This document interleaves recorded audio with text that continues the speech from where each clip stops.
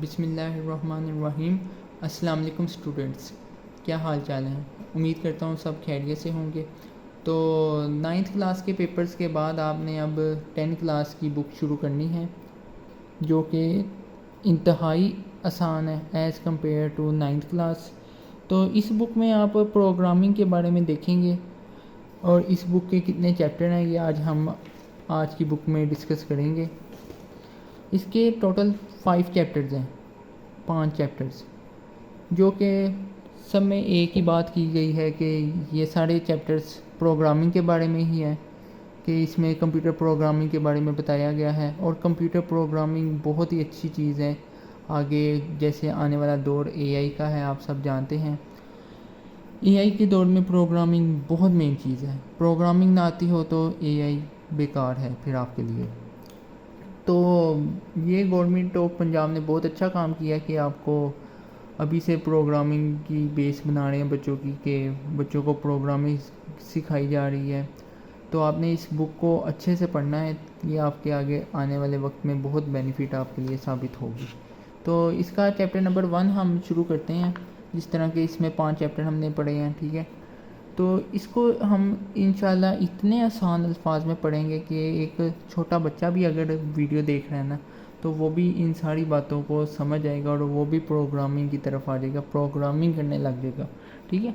इतने आसान अल्फाज में आपको समझाऊंगा इंशाल्लाह।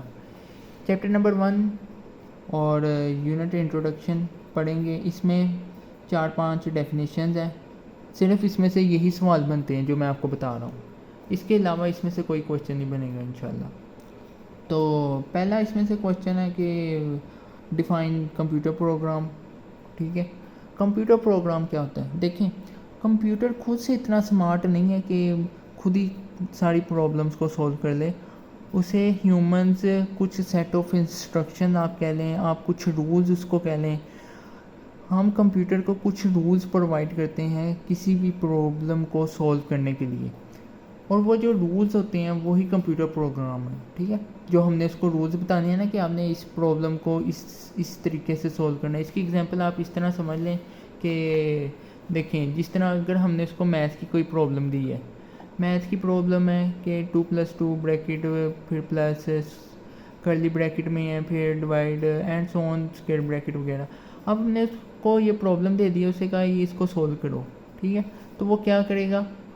वो कुछ भी नहीं करेगा जब तक हम उसे इंस्ट्रक्शन प्रोवाइड नहीं करेंगे कि ये आपने कैसे सोल्व करनी है। ये हम ही उसे इंस्ट्रक्शन प्रोवाइड करेंगे कि आपने सबसे पहले स्क्वायर ब्रैकेट को सॉल्व करना है, कर्ली ब्रैकेट को सॉल्व करना है, और इसी तरह सॉल्व करते करते आपने सब्सट्रैक्शन तक इन सारे रूल्स को स्टेप बाय स्टेप आपने फॉलो करना है, फिर आप ये प्रॉब्लम का सही आंसर देंगे। तो कंप्यूटर इसको चुटकियों में इसका जवाब दे देगा और करेक्ट देगा, ठीक है। अब कंप्यूटर को नहीं पता ये सही इंस्ट्रक्शन है या गलत है। अगर हम उसको गलत भी दे देंगे ना, तो वो उस गलत इंस्ट्रक्शन के मुताबिक ही आपको आंसर दे देगा, ठीक है। कंप्यूटर को कुछ नहीं पता, उसको जो ह्यूमन बताएंगे, इंसान बताएंगे, वही वो करेगा कंप्यूटर, ठीक है। तो ये इंस्ट्रक्शन सारी की सारी हम ही देते हैं और ये इन्हीं रूल्स को कहते हैं कंप्यूटर प्रोग्राम, ठीक है। अब प्रॉब्लम की मैंने बात इसमें की है। प्रॉब्लम सिर्फ वही नहीं होती कि एरर आ गया या कोई भी मसला बन गया। प्रॉब्लम किसी भी काम को कहते हैं, ठीक है। कंप्यूटर में प्रॉब्लम किसी भी काम को कहते हैं। कोई भी काम आपने करना है, जिस तरह फ़र्ज़ कर लें, रियल टाइम एग्जांपल हम लेते हैं कि आपने चाय बनानी है, ठीक है। चाय बनाने का काम आपको दिया गया, तो ये क्या है, हमारे पास एक प्रॉब्लम है। इसको हम किस तरह स्टेप बाय स्टेप सॉल्व करेंगे, ये आपने कंप्यूटर को बताना है कि ये आपने चाय कैसे बनानी है। तो इन्हीं सेट ऑफ इंस्ट्रक्शन को फॉलो करते हुए वो आपको चाय बना देगा, ठीक है। आगे चलते हैं। कंप्यूटर प्रोग्राम की आपको उम्मीद करता हूँ समझ आ गई। तो आगे जो डेफिनेशन दूसरे नंबर पे आती है वो कंप्यूटर प्रोग्रामिंग की डेफिनेशन है। Computer programming same as computer program, ठीक है। जो भी हमने रूल्स कंप्यूटर को बताए हैं कि आपने इन रूल्स को फॉलो करते हुए प्रॉब्लम को सॉल्व करना है, वो जो प्रोसेस होता है उस प्रोसेस को हम कंप्यूटर प्रोग्रामिंग कहते हैं। आप टेंशन ना लें कि मैं आपको इसके बाद इसके नोट्स भी दूंगा, कि आपने नोट से भी आपको पढ़ाऊंगा कि आपने ये क्वेश्चन आ जाए डिफ़ाइन कंप्यूटर प्रोग्राम, तो आपने किस तरह सॉल्व करना है। सिंपल डेफिनेशन लिख के नहीं आ जाना, इससे सिर्फ 1 नंबर ही मिलता है आपको। आपने इसकी एग्जांपल वगैरह देनी है, या कंप्लीट क्वेश्चन 2 नंबर का जो होता है वो आपको किस तरह से मिलेगा, ये सारी इंस्ट्रक्शन मैं आपको बताऊँगा इंशाल्लाह। तो आगे चलते हैं, कंप्यूटर प्रोग्रामिंग भी होगी। उसके बाद है डेफिनेशन प्रोग्रामर की। प्रोग्रामर वो पर्सन जो कि प्रोग्रामिंग कर रहा है, ठीक है। गलत प्रोग्रामिंग करने वाले को हम प्रोग्रामर कभी नहीं कहेंगे, ठीक है। The person who knows to write a computer program correctly, जो सही से प्रोग्रामिंग करेगा ना, जो सही से रूल्स कंप्यूटर को बताएगा किसी भी प्रॉब्लम को सॉल्व करने के लिए, तो उस पर्सन को हम प्रोग्रामर कहते हैं, ठीक है। आगे डेफिनेशन जो बनती है हमारे पास वो प्रोग्रामिंग लैंग्वेजेस की है। प्रोग्रामिंग लैंग्वेजेस क्या होती हैं? प्रोग्रामिंग लैंग्वेजेस जिस तरह हम इंसान आपस में एक दूसरे से बात करते हैं ना, इंग्लिश, उर्दू, पंजाबी, सिंधी, बलोची, सिराइकी वगैरह वगैरह, जो भी हम लैंग्वेजेस यूज़ करते हैं एक दूसरे से इंटरेक्ट करने के लिए, एक दूसरे से बात करने के लिए, तो वो जो लैंग्वेज हम यूज़ करते हैं ना, वो तो होगी, ठीक है, अंडरस्टैंड हम एक दूसरे को करते हैं लैंग्वेजेस के ज़रिए। अगर हमने कंप्यूटर के साथ बातचीत करनी है ना, कंप्यूटर को बताना है कि ये प्रॉब्लम को कैसे सॉल्व करना है, तो कंप्यूटर हमारी इंग्लिश उर्दू में नहीं बात समझेगा। उसके लिए एक स्पेशल कंप्यूटर के साथ बात करने के लिए भी एक लैंग्वेज होती है, उस लैंग्वेज को हम प्रोग्रामिंग लैंग्वेजेस का नाम देते हैं, ठीक है। Programmers right computer program in these special languages. कुछ स्पेशल लैंग्वेजेस होती हैं कंप्यूटर से भी बात करने के लिए, तो उन लैंग्वेजेस को हम कहते हैं प्रोग्रामिंग लैंग्वेजेस, जैसे Java, C plus plus, C, Python and many more languages, जो कि आप यूज़ करते हैं मुख्तलिफ प्रोग्राम बनाने के लिए, गेमिंग करने के लिए। गेमें भी प्रोग्रामर ही बनाते हैं, ठीक है। जिस तरह पाइथन है, पाइथन का आपने बड़ा नाम सुना है, ये पाइथन, ये रही पाइथन, इसमें आपने बड़ा नाम सुना होगा कि इससे गेम्स वगैरह भी बनती है और ये सबसे इजी लैंग्वेज है। लेकिन इस बुक में आपको सी लैंग्वेज के बारे में बताया गया है, ये देखें सी लैंग्वेज। इस बुक में आपको पूरे की पूरी सी लैंग्वेज कह लें कि सिखा दी गई, पूरी तो नहीं, एडवांस लेवल तक तो नहीं, लेकिन आपको बेसिक्स तकरीबन सारी सिखा दी गई हैं। एक हद तक हम कह सकते हैं कि एडवांस लेवल तक भी आपको लेके गई हैं। तो पाँचों के पाँचों चैप्टर में हमें जो पढ़ाई गई है वो सी लैंग्वेज है। ये भी आसान है, ये नहीं कि पाइथन ही आसान है, ये सारी लैंग्वेजेस मुश्किल है। लैंग्वेजेस सारी आसान है कंप्यूटर की। देखें, जो सी लैंग्वेज है ना, इसमें और पाइथन में क्या फ़र्क है? इसमें सिर्फ कुछ सिंटैक्स का फ़र्क होता है। सिंटैक्स मतलब कह लें आप, कुछ रूल्स का फ़र्क होता है कि आपने इसको लिखना कैसे है, ठीक है। इन चीज़ों का सारी लैंग्वेजेस में फ़र्क होता है, ठीक है, कि थोड़ा थोड़ा फ़र्क होता है, बाकी सारी सेम होते हैं।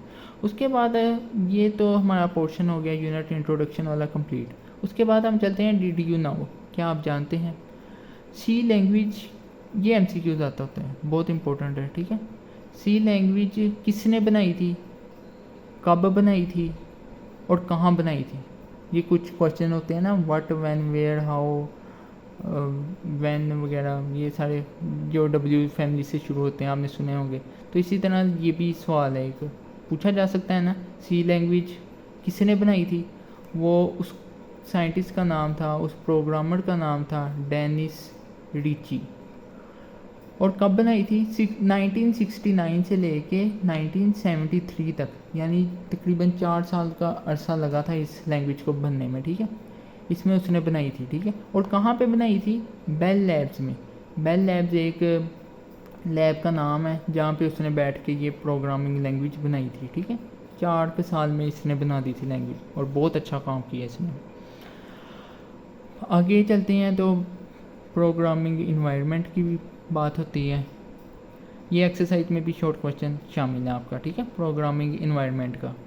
तो इसको अगर हम देखें, ये प्रोग्रामिंग इन्वायरमेंट यही होता है कि आप जहाँ पे काम कर रहे हैं तो उसके लिए आपको, उस काम करने के लिए आपको उन कुछ टूल्स की ज़रूरत होगी, ठीक है, कि वो टूल्स को आप यूज़ करते हुए वो काम कर सकेंगे। जैसे उसने एग्जांपल इधर दी है, पेंट आपने करना है अगर, ठीक है। पेंट के लिए आपको कौन कौन सी चीज़ों की ज़रूरत होगी? पेंट के लिए आपको ब्रशेस की ज़रूरत होगी, आपको पेंट्स की ज़रूरत होगी, ठीक है, आपको पेट्रोल वगैरह की ज़रूरत होगी साफ़ करने के लिए। तो इस तरह से जिस तरह पर पेंटिंग करने के लिए हमें काफ़ी टूल्स की ज़रूरत होती है ना, ब्रश वगैरह इस तरह। तो इसी तरह प्रोग्रामिंग करने के लिए भी हमें कुछ टूल्स की ज़रूरत होती है, ठीक है। वो टूल्स हम आगे जाके पढ़ेंगे। A collection of all the necessary tools for programming makes up programming environment. ये इसकी डेफिनेशन है, बस इतनी सी। ये इसकी क्या है, डेफिनेशन, ठीक है। इतनी छोटी सी इसकी डेफिनेशन है। बाद में इसकी मैंने एग्जांपल दी है। कुछ टूल्स होते हैं, code editors, compiler, language, hardware, IDE, debugger, इस तरह से बहुत सी चीज़ें हैं, ठीक है। ये आपको आगे जाके समझाऊंगा, ये अभी नहीं आपको समझ आएंगी, ठीक है। तो आगे चलते हैं हम। IDE, integrated development environment. IDE क्या होता है? आईडीई बहुत आसान है। ये एक किस्म का सॉफ्टवेयर ही होता है जहाँ पे हम प्रोग्रामिंग करते हैं, ठीक है। हमें प्रोग्रामिंग करने के लिए कोई ना कोई सॉफ्टवेयर की तो ज़रूरत होगी ना, और वो सॉफ्टवेयर है आईडीई। आईडीई सॉफ्टवेयर को ही कहते हैं, ठीक है, जहाँ पे कोई प्रोग्रामर कोई भी टाइपिंग करता है, यानी कि कोई भी प्रोग्राम लिखता है, ठीक है, उसको बनाता है, उस सॉफ्टवेयर को हम आईडी कहते हैं, ठीक है। आगे चलते हैं। इसमें ग्राफिकल यूज़र इंटरफेस इसको कहा जाता है आईडीई को, ठीक है, कि वो इस तरह से होता है ना, पिक्चर्स की फॉर्म में होता है, हमें दिखाता है कि इसमें आइकन वगैरह भी नज़र आते हैं, सारी चीज़ें। इसको ग्राफिकल यूज़र इंटरफेस कहा जाता है, ठीक है। कोई भी चीज़ हमें डिस्प्ले होके बता रही है, कोई भी चीज़, तो उसको हम ग्राफिकल यूज़र इंटरफेस कहते हैं। तो आगे चलते हैं हम। उसके बाद आ जाता है डिबगर्स। डिबगर्स क्या होते हैं, ठीक है। देखिए, जब आप प्रोग्रामिंग कर रहे होते हैं ना, तो अगर आपकी कहीं मिस्टेक हो गया प्रोग्रामिंग में, ठीक है, कहीं भी मिस्टेक आपने कोई कर दिया, आपने कोई चीज़ लगाना भूल गए हैं, तो जब आप प्रोग्राम को एग्जीक्यूट करेंगे ना, रन करेंगे, एंटर का बटन दबाएंगे, ठीक है, रन करेंगे, तो वो आपको रेड लाइन सी एक शो कर देगा, या कोई भी आपको बता देगा, लेकिन आपको कि इसमें एरर आ रहा है एक, और वो एरर जो है वो किस लाइन के अंदर आ रहा है। हमने काफ़ी सारी लाइंस लिखी हैं प्रोग्राम में, ठीक है, किस लाइन में कहाँ पे किस चीज़ का एरर आ रहा है, ये सारी चीज़ें आपको डिबगर बताता है, ठीक है। मैंने लिखा भी हुआ है, फाइंडिंग एंड रिमूविंग एरर्स, ठीक है। अच्छा, आईडीई जो सॉफ्टवेयर की हमने बात की है, अब कितने तरह के सॉफ्टवेयर होते हैं? वैसे तो काफ़ी तरह के सॉफ्टवेयर हैं, जो इनमें से सबसे मशहूर है ना, जो एडवांस लेवल पे प्रोग्रामर भी यूज़ करते हैं, बहुत बड़ी बड़ी चीज़ें भी बना देते हैं जिससे, वो विजुअल स्टूडियो कोड, आगे कोड भी लिखा जाता है, ठीक है। विजुअल स्टूडियो कोड ये एक सॉफ्टवेयर है, वीएस कोड भी इसे कहते हैं। ये बहुत कमाल का सॉफ्टवेयर है। इसमें बहुत सारी चीज़ें आपको प्रोवाइड की जाती हैं। जिस तरह आप इसमें पाइथन भी बना सकते हैं, आप इसमें सी लैंग्वेज भी यूज़ कर सकते हैं, आप इसमें C++ भी यूज़ कर सकते हैं, ठीक है, और बहुत सारी लैंग्वेजेस आप यूज़ कर सकते हैं। विजुअल कोड, ठीक है, स्टूडियो। इसके बाद एक्स कोड एक सॉफ्टवेयर है, ये आप इंस्टॉल कर लें अपने कंप्यूटर में और प्रोग्रामिंग कर लें। कोड ब्लॉक्स है, डेव C++ है, और ये जो आपको दी गई है ना, ये पिक्चर सी, ये कोड ब्लॉक्स की दी गई है। कोड ब्लॉक्स एक सॉफ्टवेयर है, उसमें ये प्रोग्रामिंग करने का जा रहा है, ठीक है। डेव C++ और विजुअल स्टूडियो, ये दो बहुत अच्छे सॉफ्टवेयर हैं, ठीक है, इनको आपने यूज़ करना है। अगर आप बेसिक लेवल पे हैं तो आपने यही अभी यूज़ करना है, डेव C++। मैं तो आपको रिकमेंड करूँगा यही, क्योंकि मैं भी जब 10 क्लास की ये बुक पढ़ी थी ना, मैंने भी यही बुक पढ़ी थी, तो मैंने भी ये डेव C++ का सॉफ्टवेयर इंस्टॉल किया था, ठीक है। तो आगे चलें हम फिर इंशाल्लाह। तो आगे आ जाती है टेक्स्ट एडिटर। टेक्स्ट एडिटर अब क्या होता है? टेक्स्ट एडिटर एक सॉफ्टवेयर है जो कि प्रोग्रामर्स को लिखने की और एडिट कंप्यूटर प्रोग्राम करने की पावर प्रोवाइड करता है, ठीक है। टेक्स्ट एडिटर क्या है? इसमें हम प्रोग्राम्स को लिखते हैं, जिस तरह हमने कंप्यूटर में देखा होगा टेक्स्ट एडिटर होता है एक, जिसमें हम कोई भी चीज़ें सेव कर लेते हैं, ठीक है, TXT फॉर्मेट के ज़रिए। आपने यूज़ किया होगा नोटपैड वगैरह, ठीक है, वो टेक्स्ट एडिटर है। उसमें हम कोई भी चीज़ लिख लेते हैं, उसको फिर एडिट भी कर सकते हैं सेव करके, ठीक है, कोई भी चीज़ उसमें चेंजिंग कर सकते हैं यानी। तो इसी तरह से हमारे पास लैंग्वेजेस का भी, प्रोग्रामिंग का भी टेक्स्ट एडिटर होता है जहाँ पे हम लिखते हैं। ये बेसिकली कुछ भी नहीं है, ये वही चीज़ है। ये देखें, आपको तस्वीर में बताया गया है, यहाँ पे आप प्रोग्रामिंग कर रहे हैं, ये प्रोग्रामिंग के कुछ सिंटैक्स हैं, रूल्स हैं, ठीक है। ये चीज़ें आपने लिखनी होती हैं इस तरह से, ये आपको आगे जाके मैं बताऊँगा, ठीक है।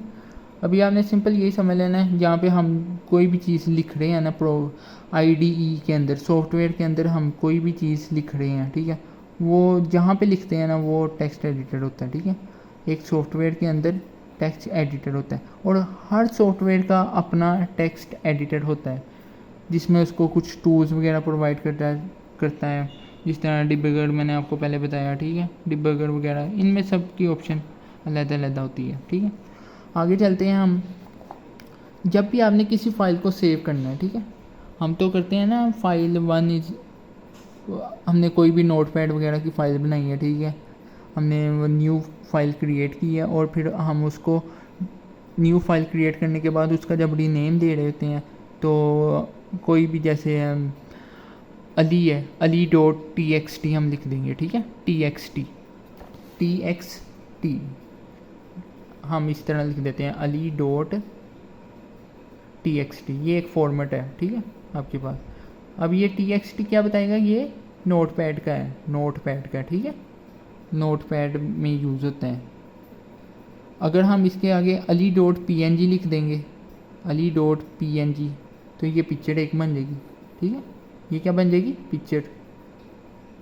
इसी तरह से आपके पास प्रोग्रामिंग को भी सेव करने का एक तरीका होता है। प्रोग्रामिंग जब आपने सेव करनी है तो आपके पास आ जाएगा, कोई भी है, ali.